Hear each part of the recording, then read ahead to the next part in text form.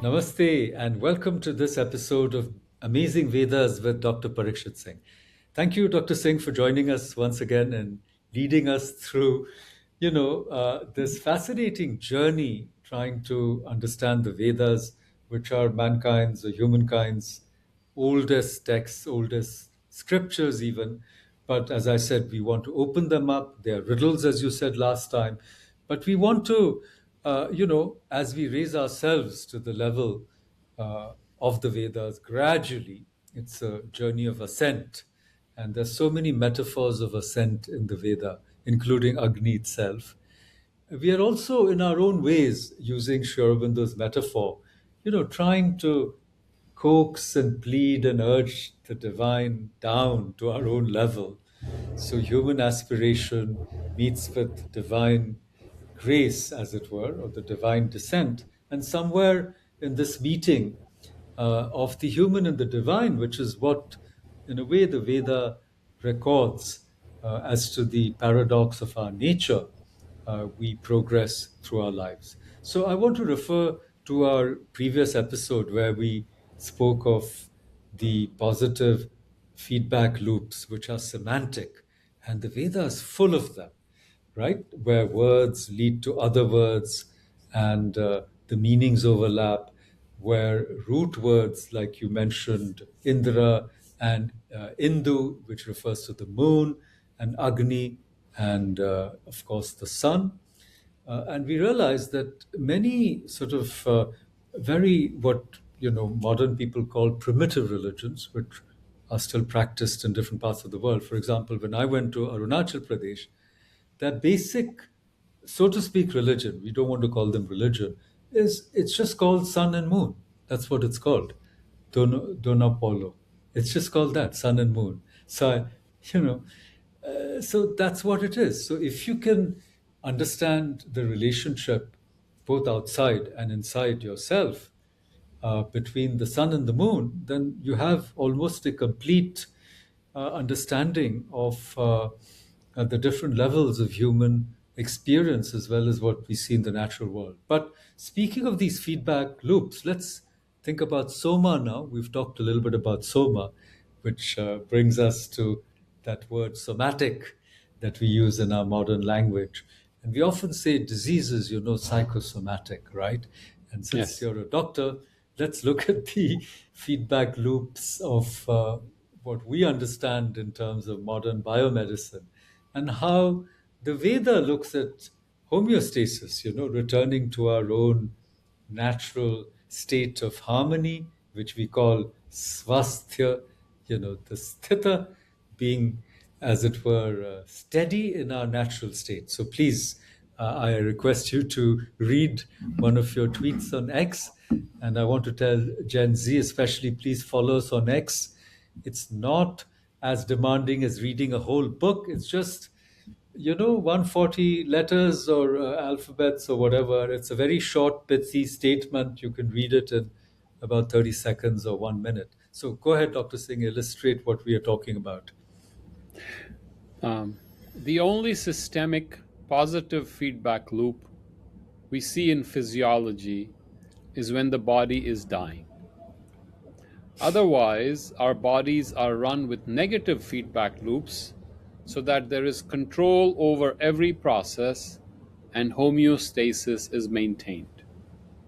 The only time this rule is broken in our physiology is in the process of yoga. When we break through the body's limits and function at new, unprecedented levels. The Veda describes these positive feedback loops frequently. Agni grows the more you offer Havi to it, and the more we offer the Havi, the stronger it gets, purifying us more and more so that we can offer even more of ourselves. Similarly, soma self purifies as it is generated, leading to greater refinement of our processes, which produces more soma, either death or new birth. These are the consequences of the positive feedback loop in our physiology. Thank you so much. So, viewers, when they say that Patanjali's Yoga Sutras come several centuries after the Veda. Sometimes they neglect to see that the roots of that system, the seeds of it, are there in the Veda, as you know uh, Vamdev Shastri ji or David Frawley ji has, often mentioned and also written about in his books. So you just mentioned, Dr. Singh, how yoga changes the feedback loops of the body. Now, today we are talking more and more of integrative medicine. If you were to visit our own wonderful center, Welcome Home, in Spring Hill, Florida, then you will see that actually at play. You have the Access Healthcare Physicians, which operates with modern evidence-based biomedicine, following all the protocols that have been established, and then you have this other naturopathic, yogic, and other systems, and sometimes we can combine the two positively. Do you think that, in that sense, that the seeds of integrative medicine themselves are also in the Veda? Yeah, remember, Ayurveda is actually a Veda. It's a way The of fifth Veda, as they call systematizing it. knowledge, it's a way of seeing. And Ayur is, of course, life. So it takes the knowledge from the Veda, takes kind of the hint, the direction, and builds it further. And swastaye, swa is the self, but it comes very even right away in the first suktam, and ends, the last word of this Agni Suktam is swastaye, means the goodness, the benefit, the auspiciousness, the wellness that comes from the self. And it's very interesting. It starts with Agni, ends with self. If you notice the Agni Suktam, and there are so many brilliant connections, and I'm sure these are integrated at a very high creative level, where you're not conscious. It is happening through a process of coming together in an artistic manner.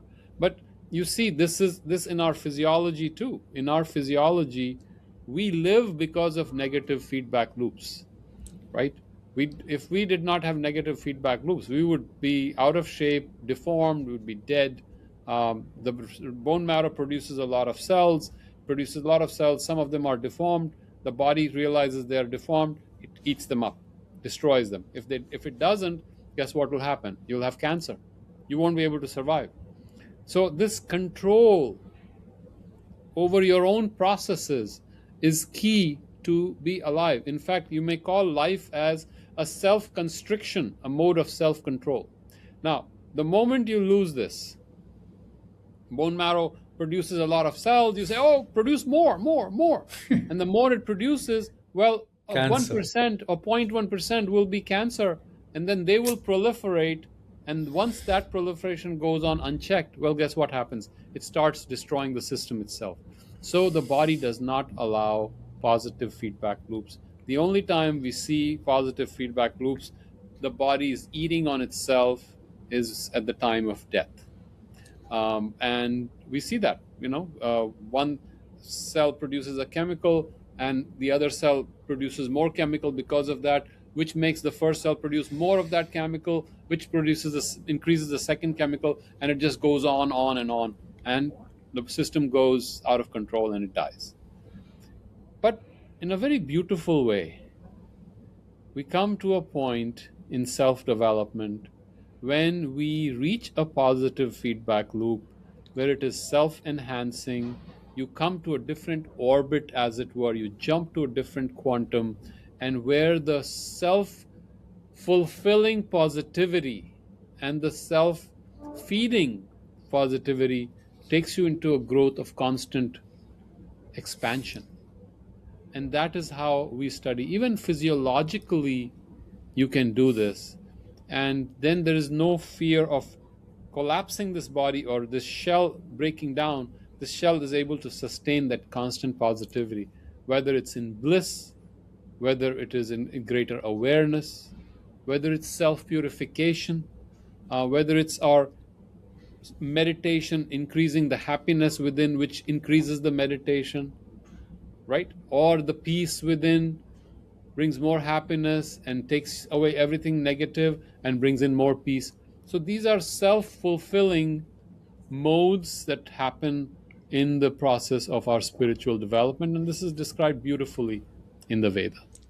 And you would call that yoga. So yoga is when we, undertake a very conscious engagement with our body, and we're able to discern, what is positive, what is not so positive, and so forth, as opposed to something that's happening automatically, Yes. including, autophagy, where the cells are eating up, Yes.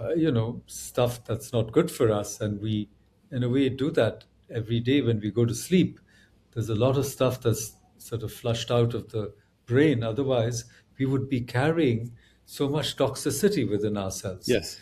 Yes. And that bringing of this conscious energy, again, that you might call that energy Agni, is a part of this whole process of self discovery and self development, which the Veda talks about. And just as we might argue that the roots or the seeds of yoga are in the Veda, it's the same for Ayurveda. So Ayurveda is about Vata, Pitta, and Kapha, and we've seen in an earlier episode that Pitta, fire, is linked to Agni, Vata, which is air, is linked to Vayu, and Kapha, which is a kind of phlegm, what we call phlegm, is probably linked to Soma, because in a way, when you're blissed out, you calm down. You're not so agitated.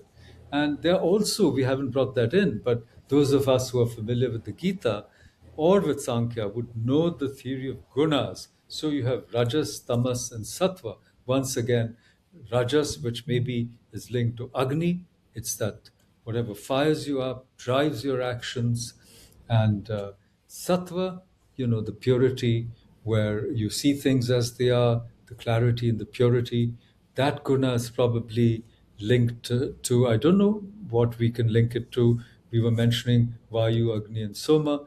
There is a triad there, and once again, tamas. So it may not be an exact correlation, but it invites scrutiny, it invites further investigation, or anvikshiki, which is a term that's used in Charak and Shushrut as well.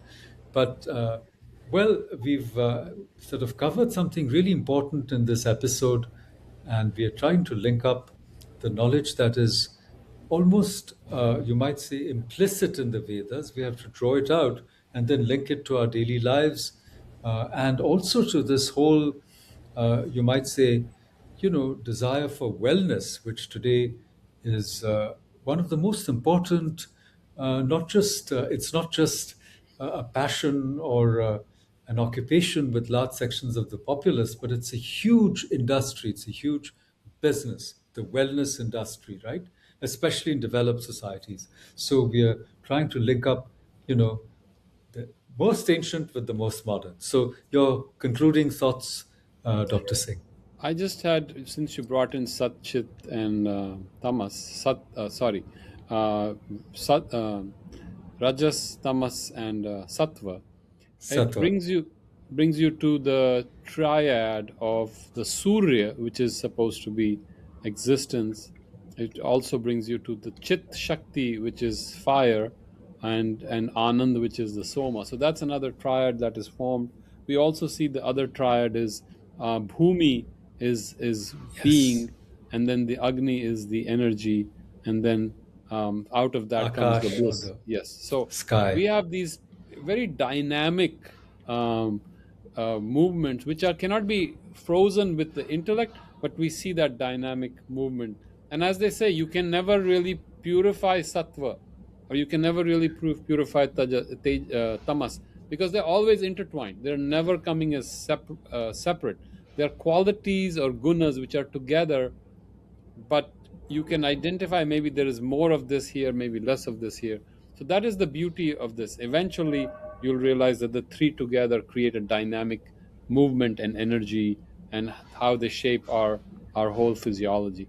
But it's very interesting that you have found, I did not think about this, rajas and tamas and sattva. There are multi layered the sattva, because if it is real, it has to apply to different layers or different um, uh, lokas, as they say, different uh, areas of like ayama, what we call in Sanskrit, and these are what you would call universes in the multiverse, and these principles apply in a different way in each different universe. Exactly. And in a way, they apply at all levels and at all Yes. dimensions in their own different, you know, methods of operation. But it's also very interesting before we close this episode to notice how, the semantics or the meaning, the way meaning is revealed in the Veda is very dynamic. So that resists the rigidity and the fixity that we sometimes see, all around us, that Yes. we all tend to get so rigid, you see, in our beliefs. And then if you take it at a different level, at the level of religion or ideology, it can cause great devastation, violence, and conflict in the world. So we must remember that the Vedas are not slippery but dynamic. In other words, they resist closure, they resist Yes. fixity, they resist rigidity, and they're constantly, in the process of, engaging, with their own internal, all the different suktas are cross-referenced, as we've seen, and they're also evolving in a certain manner, and they sort of look back on, an earlier sukta or an earlier mantra, and so the resonance, as you said, is at many levels. There's a multiverse. The Vedas are actually a multiverse, and That's we right. shouldn't try to collapse them into a universe. Okay, That's right. so with those words, we invite you to the next episode of Amazing Vedas, and please like, subscribe to our channel, and share these small episodes with your friends, and especially those who are curious about the Vedas and Sanatan Dharma.